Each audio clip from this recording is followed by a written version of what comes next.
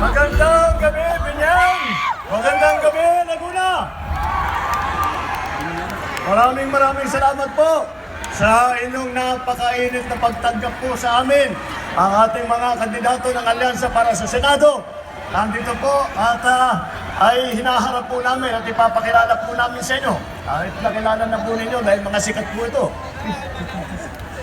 Alam niyo po, mabuti naman po at kayo'y nakarating dito sa ating rally upang makita po ninyo ang mga kandidato po ng Alyansa para sa Senado.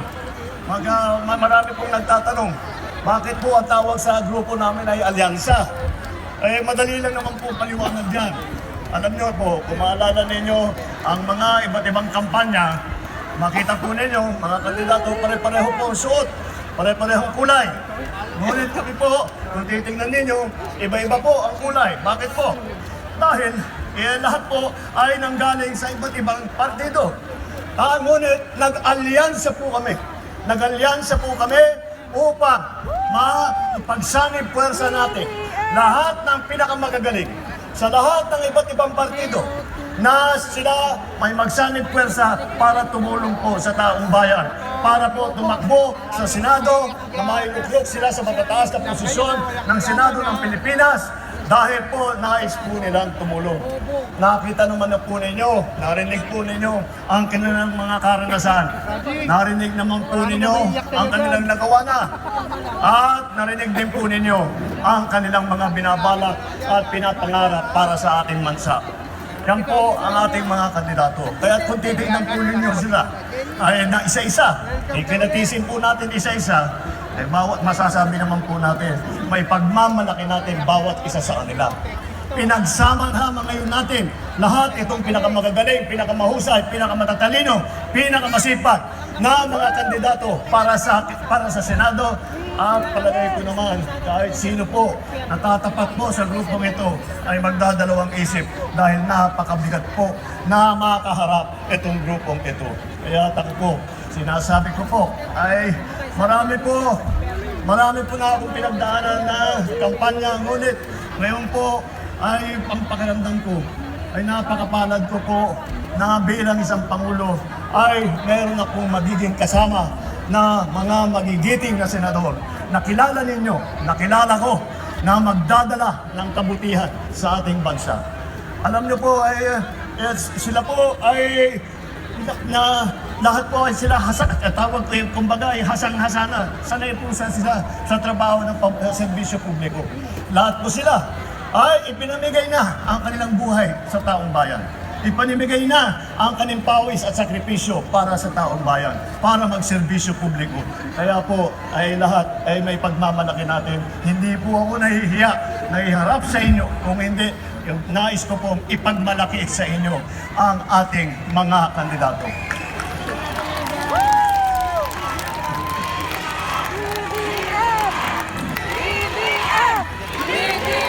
Maraming salamat po. Naalala ko tuloy ang rally natin.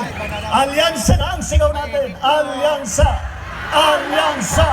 Alyansa! Alyansa! Ayan po. At para hindi niyo po makalimutan, pagdating ng Mayo na ang ating mga kandidato. Tingnan po natin. Ito pong mga kandidatong nakahanap po sa inyo ngayong gabi. Andito po, karamihan po sa kanila ay dumaan po sa Senado. At marami na nga po na kagaya ng nabanggit ni Senator Soto, mga seasoned citizens. Meron din tayo mga baguhan na papasok. Ngunit marami po sa kanila ay dumaan na sa Senado. Andiyan po si Senator Cayetano. Andiyan po si Senator, birthday pala ni Senator Cayetano. Happy birthday, Senator Pia. Nakita naman po ninyo kung anong klase ng serbisyo. Birthday na birthday niya. Magpaparty sana, kung tayo lang, magpaparty tayo sa kasama ng mga pamilya namin. Siya gusto na, nandito siya sa binyan, kasama nilang lahat. Kaya po, ang mga naging senador po, si Senator Cayetano, si Senator Lacson, Senator Lapid, Senator Pacquiao, Senator Revilla, Senator Soto, Senator Tolentino po. Ay maaasahan po ninyo ito. At sila po ay sanay na po, alam po nila ang gagawin. Si Senator Soto nga, hindi lamang senador, kundi naging Senate President pa po. At masasabi ko po, dahil nung senador po ako, siya po ang Senate President namin. Kaya naman po, nakikita namin, nagtatalo-talo kami mga senador para yung debate namin. Kung minsan hindi magkasundo, ay nakahanapan po na ng paraan. Magaling na Senate President po. Ito si ating Senator Tito Soto na naging Senate President noon at magiging senador muli sa darating na Mayo. Ang kalahati naman sa ating mga kasamahan ay dumaan sa mababang kapulungan. Naging congressman po. Ang mga naging congressman po dito sa ating grupo ay si Congressman Abalos, Congressman Abalos.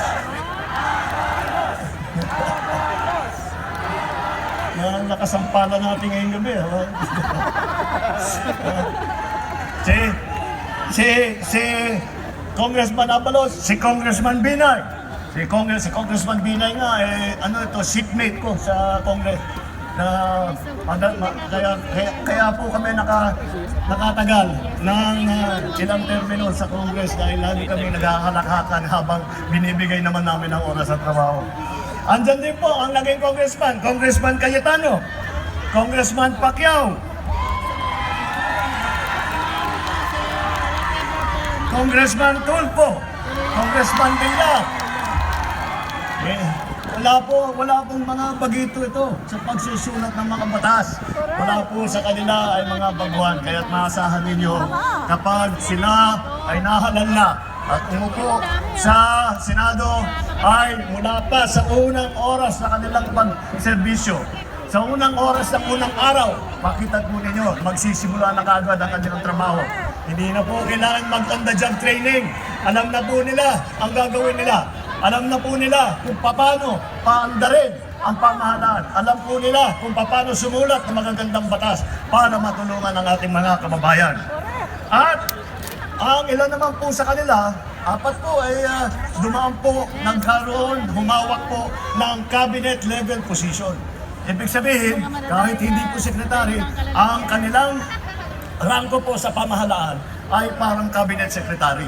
Andito po si Cabinet Secretary ng DILG, Secretary Benhur Abalos. Bakit po siya naging DILG Secretary?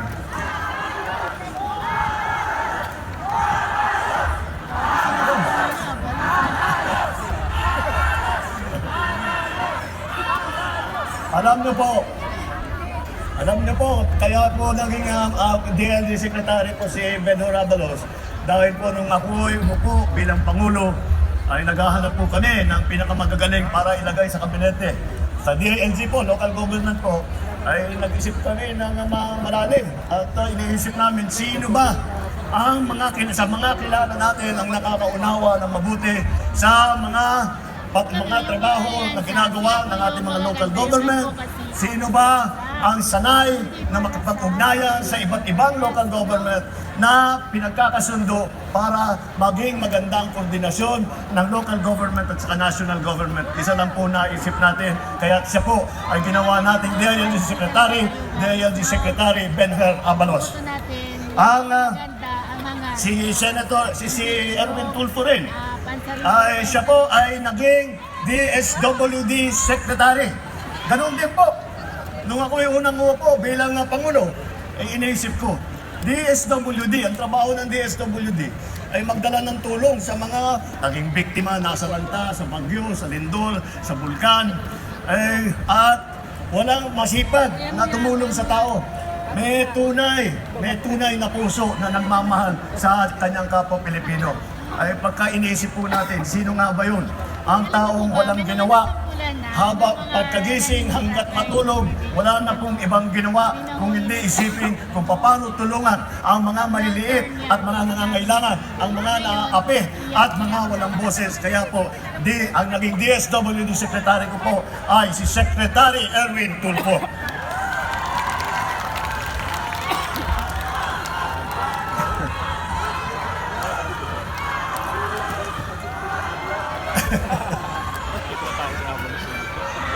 Si Senator Tolentino naman po Siya po ay MMDA po siya. Metro Manila Development Authority. Napakahirap po na trabaho yan. Dahil po, ang trabaho ng MMDA, ipagsama-sama ang lahat ng mga lungsod, mga bayan ng Metro Manila, ng NCR, at para magkasundo sila, para maging lahat ng proyekto na ginagawa ng MMDA ay maging matagumpay. At yan po ang kanyang ginagawa. At nung panahon po niya, meron po akong maikikwento sa inyo. Nung kami po ay nasa Tacloban, nasa Leyte po. Nang pagkatapos po ng Yolanda, kami na nandun, kami na tiga roon, ay nagmamakaawa na sa national government na magpadala ng tulong. Nag-aantay po kami ng kahit ano, na relief goods, kahit na ano, tubig, kahit na ano, na maiparating sa mga naging biktima ng Yolanda, napakalakas na bagyo. Alam niyo po, nagulat po kami. At nakita namin, may truck na dumating na MMDA, dala-dala po ni Senator Tolentino. Dala-dala niya, sabi ko. Biruin ninyo, galing pang Maynila, naipaabot niya hanggang sa Tacloban, Leyte, hanggang sa Samar. Pinaabot niya yung kanyang heavy equipment. Kaya hanggang ngayon, kami po na tiga Leyte, kami po ng mga waray-waray, hanggang ngayon ay nagpapasalamat po kay Senator Tolentino sa napakalaking tulong. Marami po siya nasalba na tao dahil sa kanyang ginawa. At tungkol din sa Yolanda, ang ating butihing Senator Ping Lacson, siya po ang namuno siya ay naging Presidential Assistant for Rehabilitation and Recovery. Ang ibig sabihin po, siya ang namahala ng pagdaan na ng bagyong Yolanda. Siya po ang namahala para sa pagpatayo ng mga bagong bahay, pagpaayos ng mga kalsada, pagpaayos ng mga iba't ibang water system, lahat yung kuryente namin, ay siya po ang namahala niyan. At maraming kundi po sa kanya, ay palagay ko hanggang ngayon naghihingano pa ang Eastern Visayas. Malaki po ang pinagbago ng Eastern Visayas dahil sa trabaho po ni Senator Ping Lacson.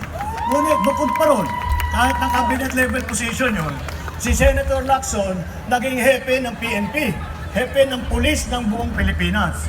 At hindi ko makalimutan, pag unang-unang press conference niya, nung ginawa siyang chief PNP, ay sabi niya, susukatin daw niya yung mga bewang ng mga pulis dahil pagka malalaki daw ang tiyan, hindi makatrabaho ng mabuti.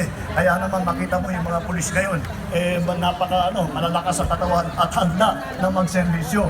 At noong panahon po niya bilang chief PNP, yun ang panahon na ang approval rating ng PNP ng ating buong bansa ay ang pinakamataas na approval rating na nakamtan, na naabot ng PNP. Hanggang ngayon po, sa buong kasaysayan po, hindi na naulit yon. Hanggang ngayon po, hindi pa naulit yon.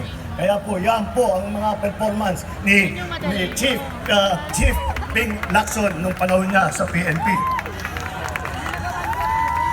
Hindi nagawa ni Bato. Kahit itaga niya sa Bato. Sumang mapatay ni Bato.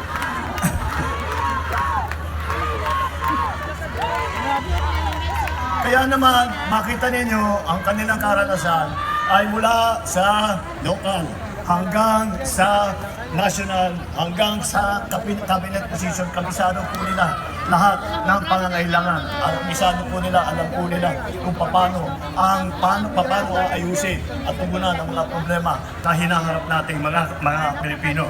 Ilan po sa kanila din, kaya local government, pag-usapan natin. Ilan po sa kanilang naging gobernador. Andiyan po ang gobernador ng lungsod ng lalawigan ng Pampanga, ang ating butihing gobernador, Governor Lito Lapid, na ikwento yata niya sa inyo kung ano yung mga nagawa niya. Kung nakita po niyo ang Pampanga, parang Laguna po. Ang bilis ng pag-unlad. Ang ganda po ng naging development doon. At masasabi natin, yung sinimulan ni Governor Lito Lapid nung panahon niya bilang gobernador ay nagbubunga na. At ito siguro kilala ninyo. Sino naging gobernador ng Cavite? Dito sa ating mga kasama. Ayan. Hindi ko na nga pala kailangan ipakilala. At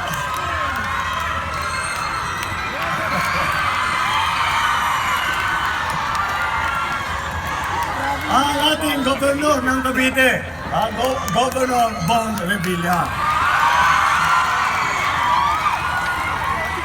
Ayan, kayo naman karating lalawin ninyo ang Cavite. Nakita ninyo, parang Laguna din po ang naging pag-unlad ng Cavite. At yun din, kagaya po ng ating mga ibang local official na nandito ngayon na tumatakbo bilang senador. Kagaya po sa kanila, lahat po ng mga pangyayari ay masasabi natin na simulan po ng panahon ni Governor Bong Revilla sa Cavite. Meron din po tayo mga mayor ng malalaking lungsod. Nabanggit na po yata niya na si Mayor Benhur Abalos ng Mandaluyong City.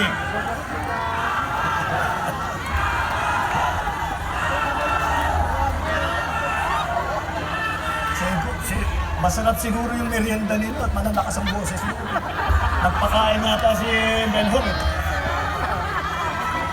Siya po ay naging mayor ng Mandaluyong at nung panahon niya bilang mayor, marami po siyang sinimulan. Marami siyang mga inisyatibo. Kaya po, marami siyang natanggap ng mga premyo at kinikilala po siya bilang isa sa pinakamagaling na mayor sa buong Pilipinas. Kaya yan po ang ating naging mayor, Mayor Benhur Abalos.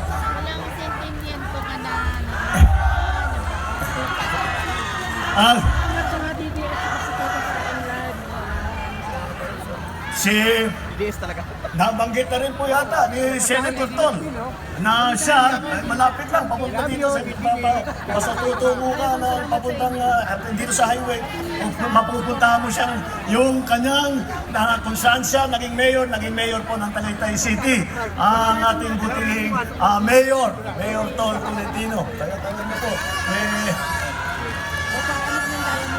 may experience din po sa local government. At tatanong ko sa inyo, alin ang pinakamayaman na lungsod sa buong Pilipinas? Ha? Makati. Tumpa. Talaga naman.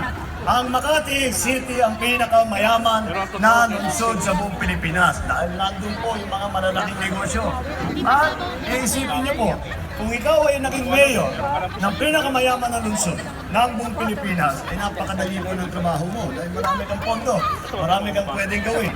Alam niyo po, yung ating mayor ng Makati, si Mayor Abby Binay, ang ginawa po niya sa malaki niyang pondo, ipinamigay po sa taong bayan.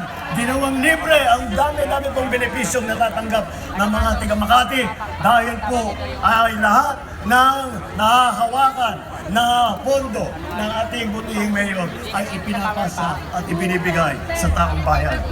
At hindi po natin dapat makalimutan, ang nabanggit na rin po yata na si Senator Tito Soto, naging Vice Mayor din yan ng Quezon City. At mula sa Quezon City po, dahil isa rin sa pinakamayaman at pinakamalaki na lungsod sa buong Pilipinas, ay marami pong gumaya na lungsod doon sa kanilang ginawa sa Quezon City na sinimulaan po noong Vice Mayor Tito Soto. At pag-uusapan naman po natin ay ang mga kababaihan, ay nakita nila lang, kompleto naman tayo na magkakaroon ng boses ang mga kababaihan. Dahil po ang ating mga kasamang babae rito, hindi lang po, ito sila yung babae, pagkaraniwan ng babae, matatapang po sila. Hindi po sila umabot sa ganitong taas na ranggo bilang senador na dahil sila ay hindi masipag, hindi sila masigasig. Masigasig po, matibay, matapang, at maaasahan po ninyo na poprotektahan po at pagtatanggol po ang karapatan ng mga kababaihan at bibigyan po ng boses ang ating mga kababaihan. At dahil batas ang pinag-usapan, dito sa ating grupo, 4 po ang abogado. Ay nandiyan po si Attorney Benhur Abalos, abogado po. Attorney Binay, Attorney Cayetano, at saka si Attorney Tolentino. Ito po, alam niyo po, pagka kayo po ay ganyang kagaling na abogado, maaari lang ay sila naman papasok lang sa pribadong practice. Magpayaman lang sila. Palagay ko kung ginawa po nila yon, ubod ng yaman na ito mga ito. Ngunit Sinabi nila, ang buhay namin ay hindi para sa pagpayaman. Ang buhay namin ay para magserbisyo sa publiko. Ang apat po nating abogado.